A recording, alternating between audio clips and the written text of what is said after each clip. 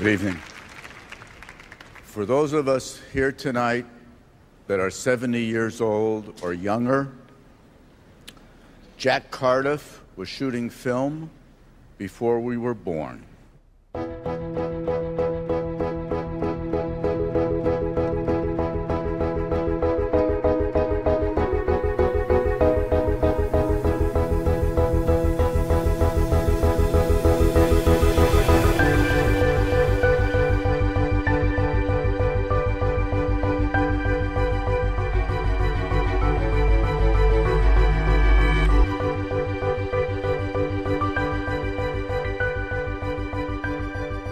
I don't do many interviews, but when I was invited to speak about Jack Cardiff, my friend, I couldn't resist. Because Jack Cardiff is an amazing guy. Every time I saw certain names, and one of the names kept popping up was Cardiff. Every time I saw these names, I knew I was in for something very, very special. And I began to have a very strong affinity towards British cinema because of my recognition of Cardiff's name, actually. The way a movie is photographed creates a mood and creates the mood of the whole movie so that the audience is prepared for the kind of movie it's going to be. Cinematography is central to film. Motion pictures is the art form of the 20th century, and you can't do them without the cameraman.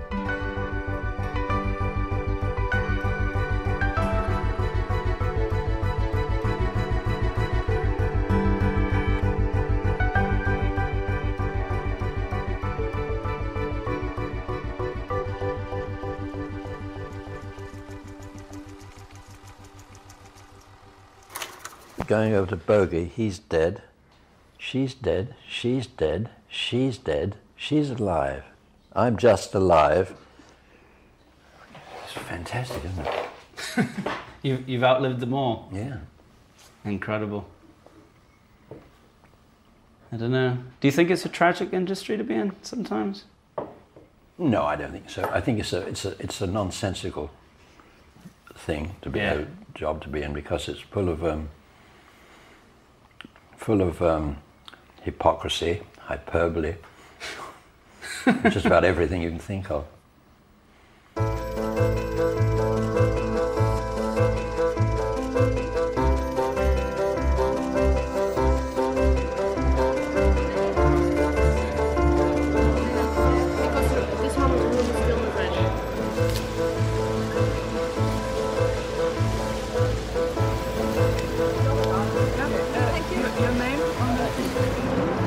Everybody said, who is that guy?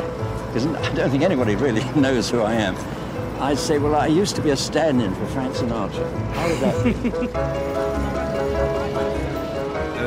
Jack Cardiff a été un des plus grands chefs opérateurs de la couleur. C'est certainement un des grands innovateurs de la couleur au cinéma.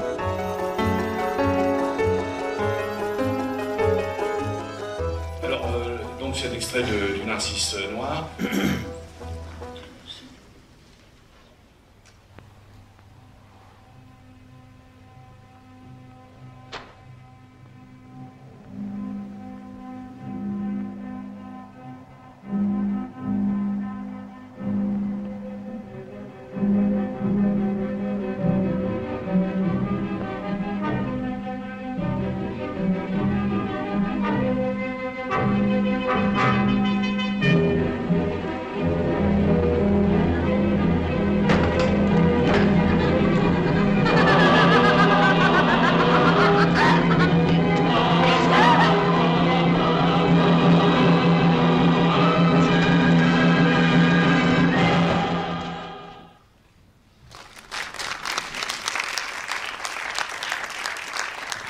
That was made 50 years ago. 50 ans. Oh, nice to meet you. I'll come up a bit on this one. And they're putting on a narrow one on the number 4. Am I cheeky to ask, how old are you now, Jack? A couple of weeks ago, I was 91. You're still working? Yes, well, not for long. Another 10 years and I'd have to take it easy, I think. Can you put this hood on now? Yes, sir. Where you are now with the smoke. That's it. When did you begin, Jack? In this business? Well, I started in 1918 as a kid actor. That's a long way back, isn't it?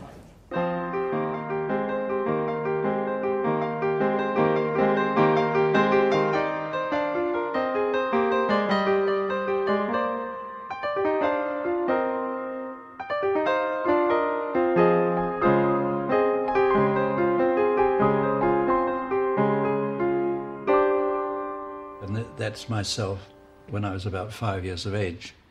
You'd already been in a movie at this point, hadn't you? Yes, I had. Do you remember, as a child, the first film you acted in? Very, very, very fuzzily. I know that it was called My Son, My Son. I was 4 years of age, and it was a silent picture, of course. The director used to shout the instructions through the megaphone, you know, now smile a bit, look over to her, you love her, come on now, you do this. And that was easy, you know. In between stage shows, my mother and father would work as extras sometimes. The standard rate of pay in those days, the extras got 1 guinea a day. And there was something like, I don't know, 150 or 200 extras. And they were paid at the end of the day by filing past a little booth. After a while, they realized what they could do. They'd get to the end of the queue and they'd change hats or put on a different hat and a different coat, and they'd go by and they'd take another guinea. And they were making a fortune until they were found out. The queue was filing by for hours collecting guineas. I had a different home every week. I went to about 300 schools in my youth and learned practically nothing. So where did you pick up all your skills? I read a pornographic book by Frank Harris, but in between the porn there was all these great names he mentioned he'd met, or all these great writers and painters and musicians. And I went out to Foyle's and bought all the books he mentioned in his book. And I read the lot. And that started it, and I kept on reading ever since. So you learned in between bits of pornography? Yes. The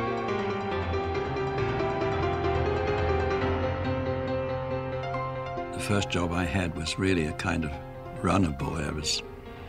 The director had some kind of flatulence problem, and he had to be given Vichy water. And I had to hand him fresh, cold Vichy water at any time of the day, so I had to sort of have it all ready. That was a silent picture. And then the next picture was the beginning of sound. Hitchcock was in the next stage. When sound films first came out, they had to be obviously synchronized, and to do that we had clappers, which was just 2 pieces of wood that did that, and then you'd put the sound against the picture as it closed. And the first clappers, they thought it was such an important function that they gave it to the director, and he would solemnly announce the scene and then clap and sit down and say action. This was considered a very vital thing. But after a while, he found it was a bit of a bore doing that, so they put the job with the young clapper boy, as he was called. He was a number boy, and he became a clapper boy. And I used to do that. 4, take 1. While I was at B&D Studios, I was working on British quota pictures, which had to be completed in 2 to 3 weeks. I was then operating the camera, and you couldn't make any mistakes, because they'd never do another take. There wasn't time, there wasn't money.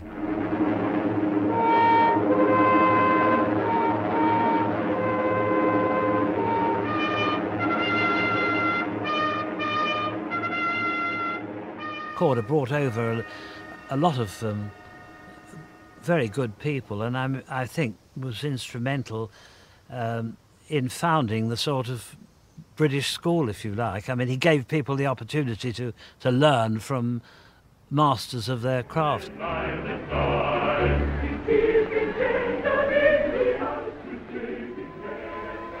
Run. Run, Orlando. A lot of fascinating stars were coming over, and big directors. And what was most important, very good top Hollywood cameramen.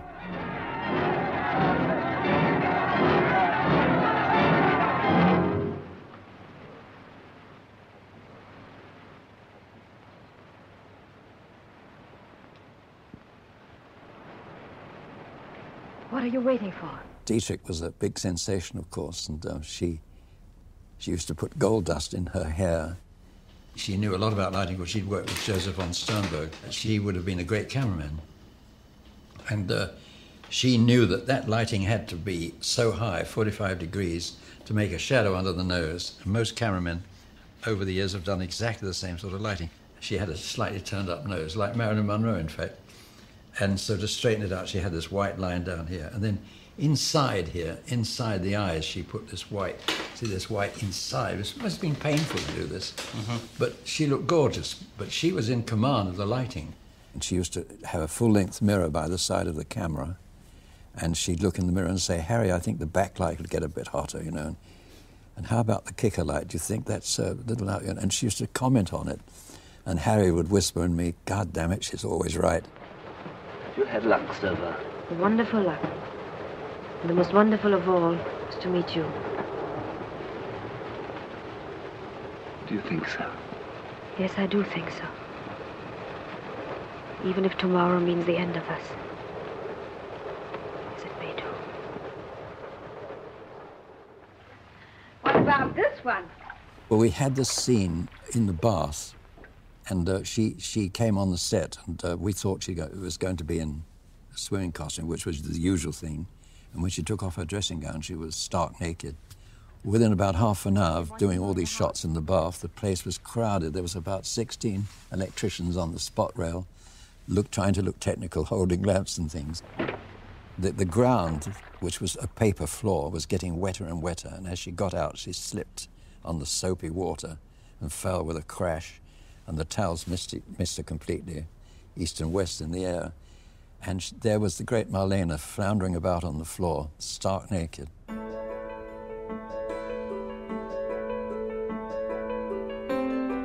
He started very early in color.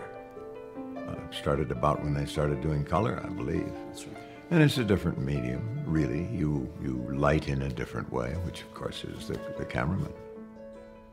Technicolor people had come over to choose one young operator to be trained in Technicolor.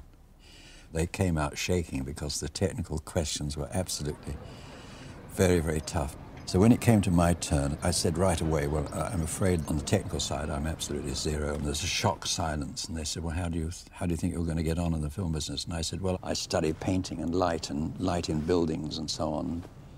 And they asked me which side of the face did Rembrandt light. I took a chance on that one and said this side. And of course, it would be reversed in an etching. And then I talked about Peter de Hoek and his interiors and the camera obscura and that stuff. And the next day I learned that I had been chosen. Light comes through the front, obviously, through the lens, and there's a prism here, which is this is the soul of the Technicolor camera. 25% of the light comes straight through the prism onto the one film in this gate here. That's the green record. And then the other rest of the light, 75% of the light, comes through and is reflected onto a bipack. This is a bipack of the red and the blue records. And of course, the magazine holds 3 films. Of course, these things free the sprockets. They do nothing except that. But I used to put on this bay act and say, I think I'll put a bit more green here, a little less blue there. And they believed it. They thought I was creating color with the camera. It's terrific stuff.